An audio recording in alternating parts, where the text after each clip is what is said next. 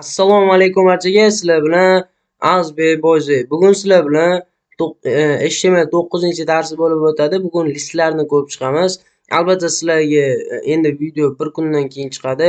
Chunki orada bir kasal bo'lib qoldim. Shuning uchun video chiqishi to'xtalib turdi. Endi yetib olamiz mavzularga. Xo'p, undan oldin sizlarga aytib o'tmoqchiman.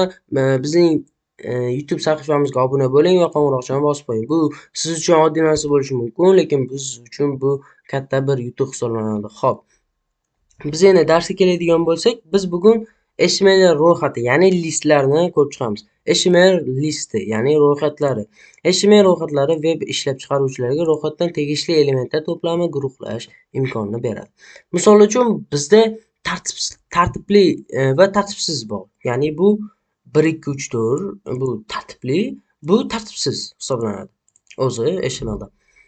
Misol uchun bu yerda qanday hisoblanadi? Xo'p, ulli bo'ladi. Ko'pincha odamlar shuni aniqlaydi. Agar tartibsiz qilmoqchi bo'lsanglar, mana bu yerda ham yozib qo'ygan tartibsiz va tartibli deb yozib qo'ygan, ya'ni ordered va under deb qo'ygan. Voy, makillab ketdim. Xo'p, bu yerda agar tartibli qilmoqchi bo'lsanglar only deb yoziladi, agar tartibsiz qilmoqchi bo'lsanglar ulli deb yoziladi. Buni keyingi darsda men sizlarga amaliy mashg'ulotda qilib ko'rsataman. Ya'ni video chiqadi, undan bir kundan keyin sizlarga ko'rsatib beraman. Xo'p, tartibli va tartibsiz li ikkalasida ham ishlatiladi. Chunki bu milk o'rniga obuna deb qo'yman bo'ldi. Xo'p, mana obuna bo'lib, to'r bo'lib tushdi, ko'rdinglar? Agar bu yerga yozmay bu yerga obuna desam, bu yoqqa hozir mana qaranglar, oddiy bir nuqta qo'yilgan holda chiqadi. Bu albatta ulli bilan only'ni ajratib olsanglar bo'ladi. Only tartibli, ulli tartibsiz. Undan keyin li buning ichidagi elementlar hisoblanadi. Xo'p, tartibsiz HTML ro'yxatlari, ya'ni hozir ko'rsatib berdim. Tartibsiz ro'yxati ul tagi bilan boshlanadi. Har bir ro'yxat ichida elementi li tagi bilan boshlanadi. Ya'ni li tagi bilan elementlar yoziladi. Xo'p, ro'yxat elementlari sukut bo'yicha o'qlar kichik qora doiralar bilan belgilanadi. Ya'ni mana ko'rsatib o'tganimdek, mana qora va yumaloq qora nima degani o'qlar. Shunday. Agarda bu yoqqa hozir mana bu yerga borib only deb ketsak, only bu yoqqa li yozib ichiga obuna deymanda, keyin buni lini yopish kerak. Undan keyin only ni ham yopish kerak. Only deb yozaman. Mana bu yerda qaranglar, bir deb tushyapti, tartibli bo'lib tushyapti. Bu yerda tartibsiz. Chunki ulli bilan onlyni ajratib olsanglar bo'ladi. Bu yerda berilgan, o'zingizlar o'qib chiqib ko'rsanglar bo'ladi. Sizlarga tez o'tib beray deb qilyapman. Xo'p, buyurtma qilingan HTML ro'yxati, ya'ni tartiblangan ro'yxat only tagi bilan boshlanadi. Har bir ro'yxat elementi li tagi bilan boshlanadi. Buni hozir men sizlarga tavsif ro'yxati HTML, shuningdek tavsif ro'yxati qo'llab-quvvatlaydi. Ta'rif ro'yxati bu har bir atama tavsifi bilan atamalar ro'yxati. Tag dl tavsif ro'yxati belgilaydi. dt tag atamani ismini belgilaydi va dd tag har bir atamani tavsiflaydi. Hozir buni ko'rib chiqamiz. Buni men umuman buni ishlatmayman, bilmayman. Ko'pchilik odamlar ishlatib bu ya'ni bu yerda dt misol uchun nima desam bo'ladi? Hozir mana bu yerda ko'rib turibsizlar. dl bu yerda kelyapti. Keyin dt keladi. dt bu kofeni olyapti. Mana bu chekib turibdi. Keyin bu o'rtaga bu tushunadi. Misol uchun bu yerga name deb yozib qo'ysak, bu yoqqa ism qo'yib qo'yadi.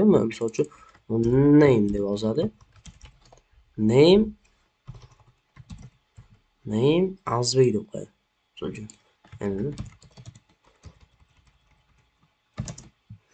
Bu yerga familiya. Familiya. Bu yerga hozir mana shunday. Bundan ham foydalansanglar bo'ladi, lekin li yaxshiroq deb o'ylayman. Xo'p, bu yerda mashq qilish uchun taglar, ya'ni testlar devorman. O'shalarni yechib aniqlaydi. Tavsiya ro'yxatlari bu yana ko'rib chiqsanglar bo'ladi. Bu ichma-ich qilingan. İçma-iç tushuntirilgan.